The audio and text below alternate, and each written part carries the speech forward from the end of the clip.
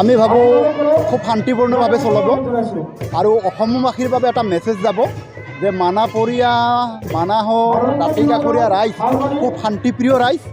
তেওঁলোকৰ তাত গৈ পেলাই জুবিন গাৰ্গৰ খুব আপ্যায়িত হৈছে আৰু বিশৃংখল নোহোৱাকৈ শান্তিপূৰ্ণভাৱে সম্পূৰ্ণ প্ৰগ্ৰামসমূহ সুচাৰুৰূপে চলিছে। এটা মেছেজ যাব আজি অল অসমৰ বাবে।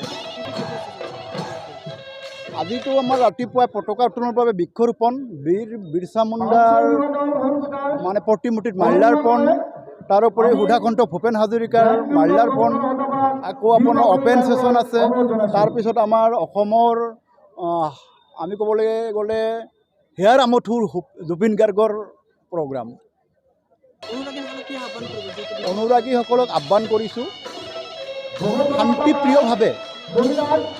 শান্তিপ্ৰিয়ভাৱে সুশৃংখলভাৱে কাৰ্যসূচীসমূহ উপভোগ কৰিবলৈ। চাওক, এইটো পলিটিকেল পাৰ্টি নহয়, আমি বিহু পাতিছোঁ। বিহুত আমাৰ বিভিন্ন ঠাইৰ পৰা মানুহ আহিব, তেওঁলোকে পলিটিক্স কৰে, তেওঁলোকৰ সেইটো বেলেগ কথা। আমি বিচাৰিছোঁ এজন খিলঞ্জীয়া হিচাপে, এজন অসমীয়া হিচাপে অসমৰ বিহুক তেওঁলোকে আঁকোৱালি লওক। ইয়াত কোনো পলিটিক্স নাই। পৰিস্থিতি খুব ভাল, খালি অকণমান প্ৰাকৃতিক দুৰ্যোগ চলি আছে। প্ৰাকৃতিক দুৰ্যোগো হাম কাটিছে। ডেট মিনছ ৱেডাৰো আমাক ছাপোৰ্ট কৰিছে, ৰাইজেও ছাপোৰ্ট কৰিছে। শান্তিপূৰ্ণভাৱে আমাৰ প্ৰগ্ৰাম চলি যাব। আমি আহ্বান জনাইছোঁ শান্তিপূৰ্ণভাৱে সুশৃংখলভাৱে আমাৰ